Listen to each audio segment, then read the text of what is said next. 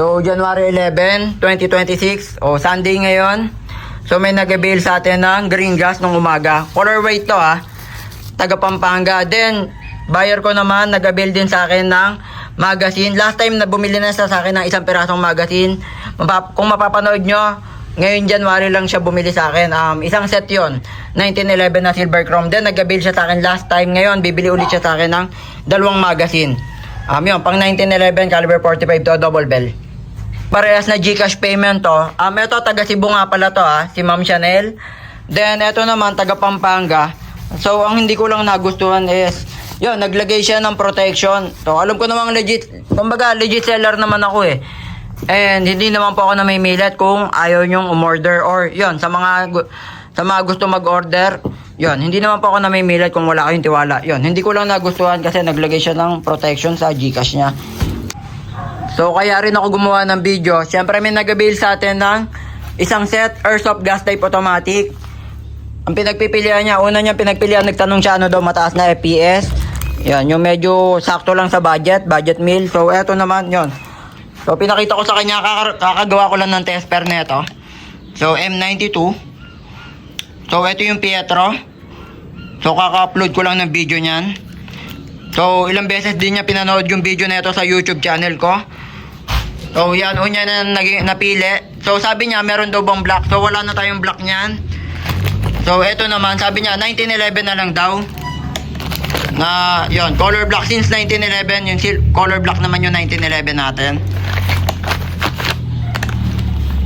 Syempre, inalok ko rin naman siya. Baka matipuan niya. Yun niya, ito talaga yung final na napili ni sir. So, yung M92 natin. So, M92 na silver chrome. So, napaka-solid naman talaga, di ba? Yun, M92 natin. So, gawa na natin ng test fire. Tabi lang natin yung ibang unit. Ito nga pala yung napili ni Sir Wenzel ng Quezon Province. So, solid na solid to mga sir. Napaka ano lang ni sir. Solid kausap, napakabait. Madali lang kausap. Yan. So, yun. Baka imbis na 2,000 pieces, gagawin ko ng 4,000 pieces yung bibis na ipipribis ko sa kanya. Since mabait naman, napakadali lang ng transaction namin. So, wait. Tabi ko lang yung ibang unit. So, pakita lang natin, Bagong labas to ni Double Bell, So, M92. Solid na solid din to. Pagka mga gantong unit, may kataasan na rin since silver chrome and minsan mabilis lang maubos yung stock niya since limited lang din yung nilalabas ni Double Bell nito. M92 Taurus, kita nyo naman, di ba? Magre-reflect yan, sobrang kines. So, silver na silver. Ayan, Then, meron na rin siyang safety lock. Ayan, meron din siyang, railing sa ilalim. In case na gusto nyo maglagay ng flashlight or laser. Nabibili naman online yon. So, meron na din siyang, silver din naman yung sight niya. In case na, gusto nyo kung meron kayong tatargetan na, Eto, nag-setup lang ako ng lata para mamaya. So, pinaka-unit ni sir.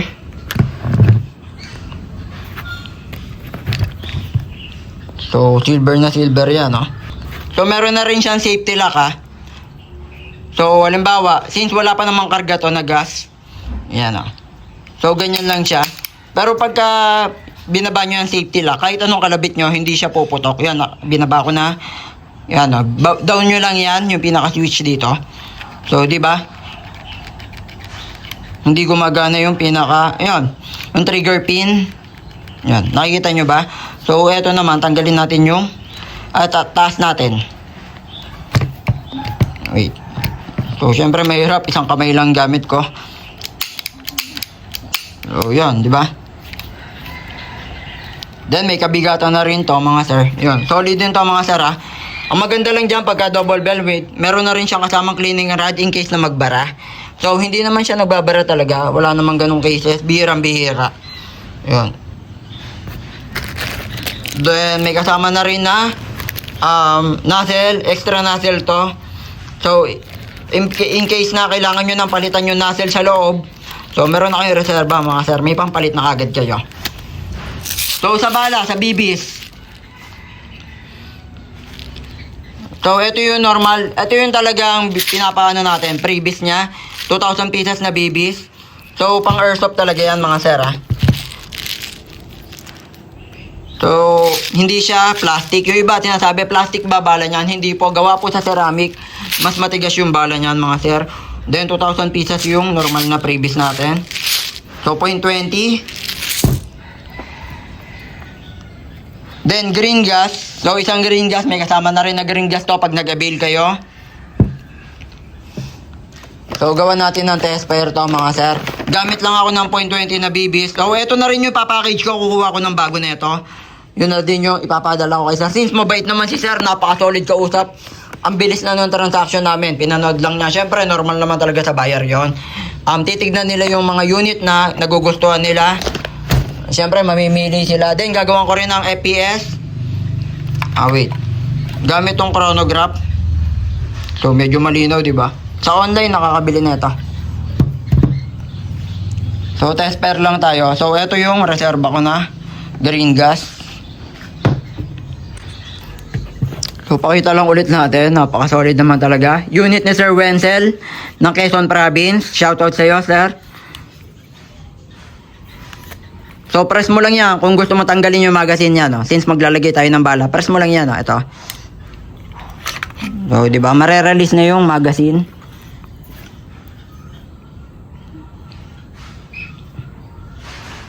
So, ito yung pinaka-magazine niya. Full metal alloy na, full metal na rin yan, syempre. Then, kargaan naman natin ng green gas. So, pakita ko lang din, paano nga ba yung pagkarga ng green gas? So, ito yung inlet valve, sir. Inlet valve yung tawag dyan. Yan, yung nasa ilalim. So, ito yung green gas natin. Kukonek lang yan, mga sir. Kukonek nyo lang yan. Yan, di ba? Diretso lang yung pagkarga, mga sir. Bali, magiging ganito yung itsura niyan pag, yan, diretso lang dapat yan. Yung iba kasi, yan, bawal yan. Kunyari, patabingi, pag ganyan. Diretso lang dapat, mga sir. Yun yung pwede mag-cause ng pagkasira. Pagka, yan. So, napapagawa naman yan since, yun, sinasabi ko lang na possible masira yan pagka, yun, hindi kayo marunong magkarga ng green gas. So, sa mga newbies, para sa mga baguhan, so, sa mga bago sa YouTube channel ko, lapakita ko lang din. So, yun, para din kay Sir Wenzel. Yan, Sir Wenzel, di ba, wala pa siyang gas, hindi mo siya makakalabit pa, hindi mo pa siya magagamit since wala pa tong karga. So, yan, mapepress mo yung valve sa likod. Yan, di ba, malambot to? Yan, mapepress mo yan. Di ba, nakikita mo? So, ganito lang magkarga ng green gas, diretso lang dapat. Ganyan yung magiging posisyon yan pagka nagkarga ka. So, diretso lang, So, connect mo lang yan. Yan yung inlet valve. Yan, yung parang pinaka-pin dito, Yan. So, diretso lang yung magiging posisyon niya pag nagkarga ka, mga. So, 5 to 8 seconds lang. So, 1. So, yun. Maximum naman, 10 seconds, Sir Wenzel. So, ganun lang maglagay ng green gas. So, next naman natin is yung maglalagay tayo ng bibis o bala. So, ulitin ko lang din, yung mga bibis natin o bala, yan, once na nagamit na natin o naiputok na natin, bawal na po siyang pulutin o gamitin pa ulit. Halimbawa, yung iba, sasabihin, oy, sayang. Yung iba, yung mga nagtitipid, sasabihin, sayang, pwede pa naman, mukhang buo pa. So, yan, mga sir, pwedeng buo pa siya sa loob, yung mga bala natin. Yan. Yung mga bala natin, pwedeng buo pa yan. Pero sa pinakaloob niya, di ba sa labas, buo pa. Pero sa loob, pwedeng may crack na, or yan, possible yun, pagka kinarga nyo dito, tapos, naiputok nyo. Paano pagka pwedeng sumabog o since meron nga siyang damage sa loob ng pinaka-bibis natin o bala. Pwedeng sumabog sa pinaka-airsoft natin. So, yun yung mga nagkakos ng troubleshoot o pagbara. Yun. So, pakita ko lang din paano nga ba yung paglagay ng bibis. So, ganito lang, So, Sir Wenzel, binaba ko nga pala yan, yung spring. Wait, pakita ko kay sir. Bababa mo lang yan. So, yan, di ba? So, dito yung tamang pagkarga ng bibis. Yan. Para dyan sa unit mo na, yan, M92 na silver. So, bagong unit to, Medyo natipuan ni sir. Inalo ko naman talaga sa kanya. Sabi niya, so, eto na lang daw.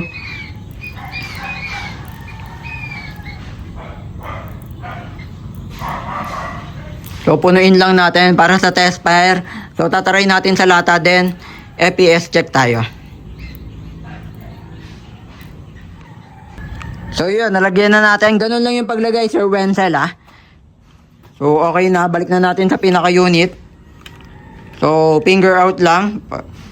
For safety. So, always finger out. Yan, oh. So, wag muna natin ipapasok dito sa trigger. Yan. So, balik na natin. So, solid ng unit ni Sir Wenzel ng Quezon Province. Ganda, oh.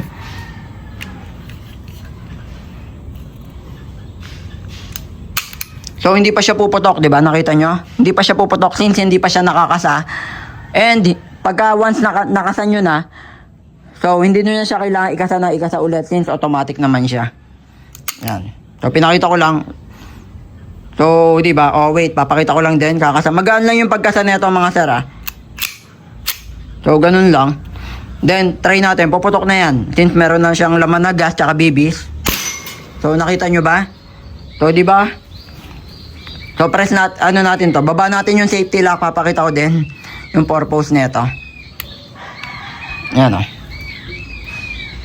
So, kahit anong kalabit nyo, hindi siya puputok. Di ba? Kasi nga, yun, nakababa na yung safety niya. Yan. In case na merong makapulot na bata o yun, syempre wag naman sana itabi, hanggat maaari itabi nyo to yung hindi maaabot ng bata. So yan. O, kahit anong kalabit nyo, so pagkain na nyo na yan, puputok na yan, mga sir. So try natin ng EPS check tsaka sa lata. So medyo malinaw ba? Kita ba? Gamit tayo ng chronograph, ha, pang-test ng EPS. So first try. So check natin.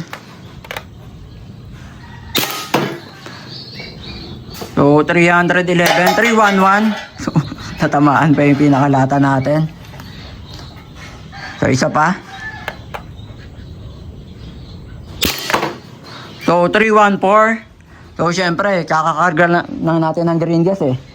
Nag-ano pa siya. Nagpapalamig pa. So, syempre, tataas din yan maya-maya.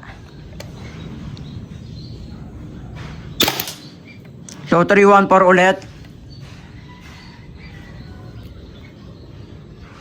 So, solid na ito. M92 Taurus. Silver yan, ha. Ganda.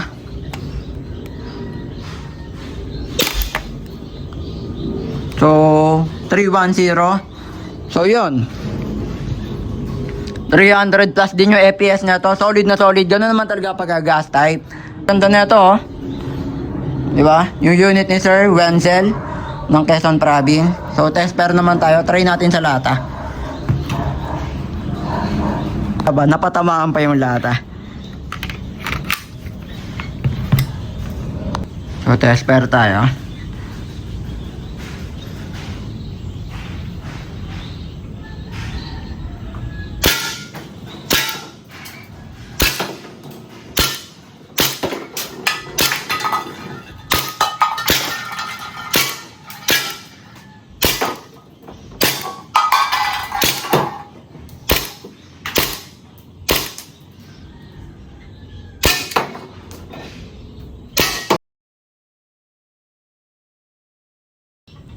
Sakto yung pinaka no?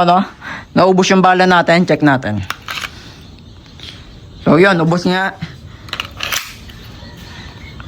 So pag gaganyan, Sir Wenzel, so para na rin siya totoo, nagkakak siya o open chamber. So yan, ah. So pakita ko lang din, ito yung nozzle. Ito yung sinasabi ko kanina. Ayan, oh. Nandiyan ba? Yan, oh, yun yung nozzle. So halimbawa lang, need nyo palitan. So eto, meron na rin kayo extra nozzle. Ayun yan, dito. So, Sir Wenzel, para bumalik to sa dati, yan, di ba, pagka nag-cock na siya, pagka wala na siyang bala, so, press mo lang yan, pababa, magaan lang, yan, hindi mo kailangan pwersahin. So, solid tong unit mo, Sir Wenzel. So, press mo lang yan. Babalik na siya sa dati. So, ito na yung marireceive ni Sir, no? Yan, po, ginawa ko ng 4,000 pieces na bibis o bala. Dapat yan, 2,000 pieces lang. Since napakabait naman talaga kausap ni Sir. Napakadali lang kausap. Very smooth lang yung transaction namin. So, ganoon naman ako sa mga mababait kausap din, sa mga madali kausap lang. So, ginagawa, eto rin. So, pinaka-unit ni sir, M92 na silver. Then, green gas, color black dapat yung mare-receive ni sir. Pinapalitan niya, ginawa niyang color white. So, white na green gas. So, then nagpa sa akin ng isa pa, nagpahabol pa. So, balutin ko na to, padala ko na sa JNT.